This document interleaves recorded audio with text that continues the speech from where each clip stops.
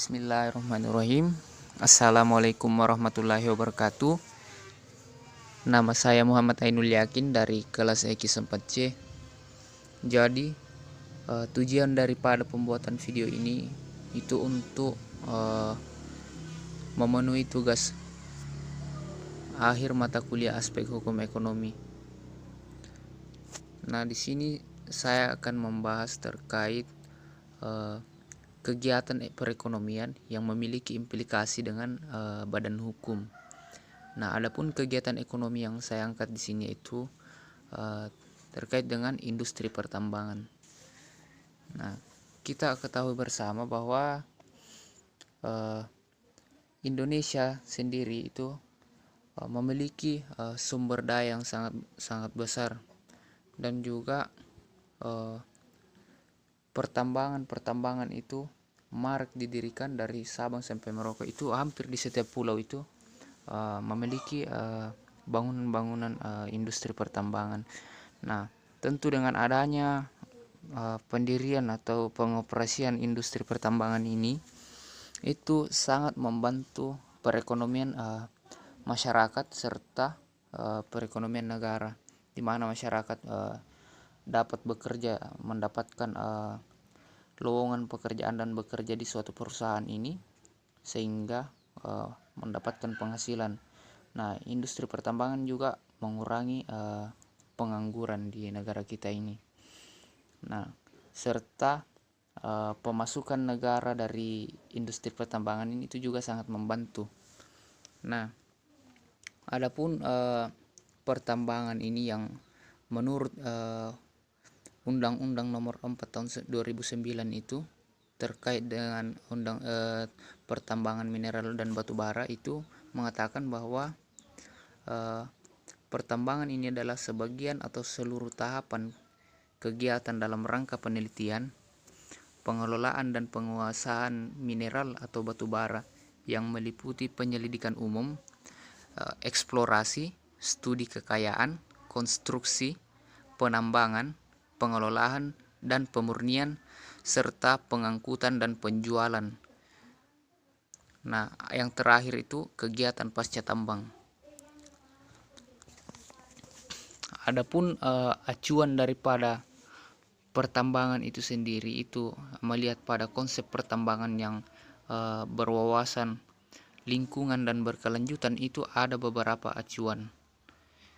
Di sini itu disebutkan yang pertama itu terkait dengan penyelidikan umum, yang kedua itu terkait dengan eksplorasi, yang ketiga studi kelayakan, yang keempat itu persiapan memproduksi, yang kelima proses penambangan, yang ketiga. Nah, di dalam proses penambangan itu ada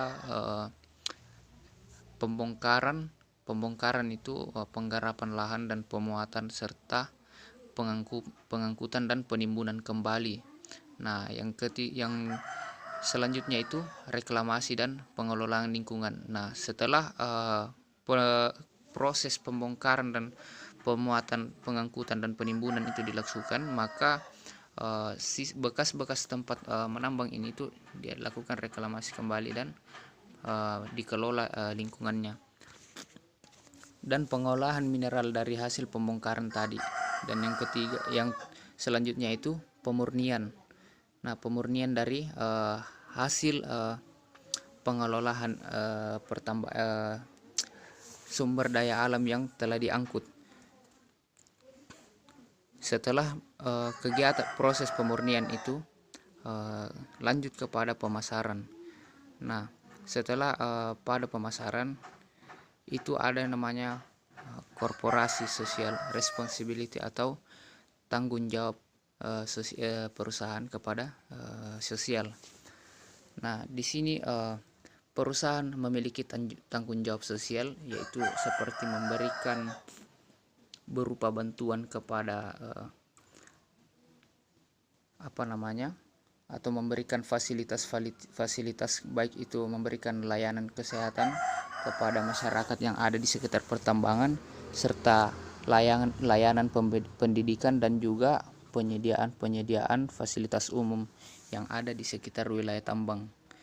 Nah, yang terakhir yaitu pengakhiran pertambangan.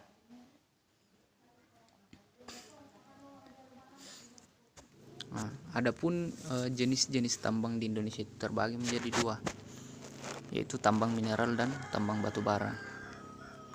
Nah, di tambang mineral ini tuh terbagi menjadi 4. Yang pertama itu tambang mineral radioaktif yang meliputi seperti radium, uranium, dan bahan galian radioaktif lainnya. Nah, yang kedua itu mineral logam.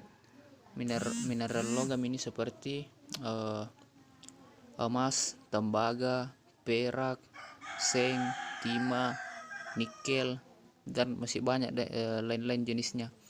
Nah, yang ketiga yaitu mineral bukan logam. Nah, mineral bukan logam ini yang saya ketahui itu seperti tambang intan, tambang batu gamping yang sering dijadikan sebagai bahan dasar pembuatan semen.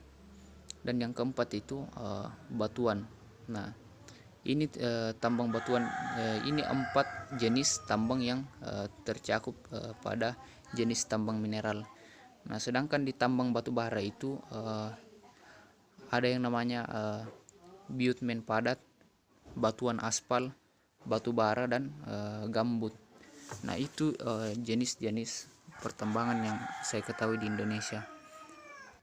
Selanjutnya itu izin usaha pertambangan. Nah, sebelum mengoperasikan atau mendirikan sebuah industri pertambangan itu setiap perusahaan harus memiliki izin usaha.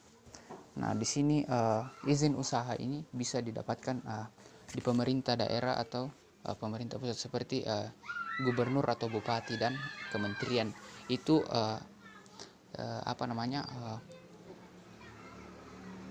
instansi pemerintah yang memberikan izin usaha kepada badan usaha. Nah, mereka membagi 2 izin usaha, yaitu izin usaha eksplorasi dan izin usaha operasi produksi.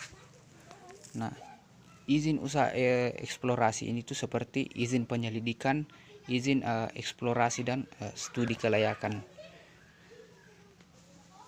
Dan yang kedua yaitu izin usaha operasi produksi, itu seperti izin kegiatan konstruksi, kayak semacam kalau ada pembangunan wilayah pembangunan di wilayah pabrik atau pembangunan pabrik itu harus memiliki izin usaha.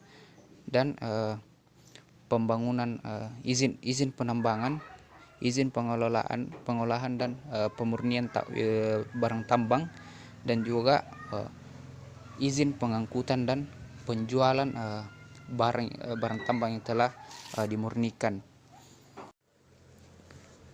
Nah, selanjutnya itu ada beberapa undang-undang pada kegiatan industri pertambangan. Yang pertama itu diatur pada pasal 1 angka 11 Undang-Undang Nomor 4 Tahun 2009 itu tentang Undang-Undang Pertambangan Mineral dan Batu Bara. Ini terkait dengan izin untuk melaksanakan usaha pertambangan di wilayah izin usaha pertambangan khusus. Yang kedua yaitu Peraturan Menteri Perdagangan Nomor 29 Tahun 2012. Ini membahas tentang ekspor produksi pertambangan. Dan yang ketiga itu Undang-Undang Nomor 32 Tahun 2009 tentang perlindungan dan pengelolaan lingkungan hidup. Itu dikatakan bahwa setiap usaha dan kegiatan yang wajib memiliki AMDAL atau upaya pengelolaan lingkungan dan upaya pemantauan lingkungan itu wajib memiliki izin lingkungan. Jadi itu beberapa undang-undang terkait kegiatan industri pertambangan. Nah, mungkin itu saja penjelasan dari saya. Kurang lebihnya mohon dimaafkan. Akhirul kalam, wallahul muwaffiq ila aqwamit thoriq. Wassalamualaikum warahmatullahi wabarakatuh.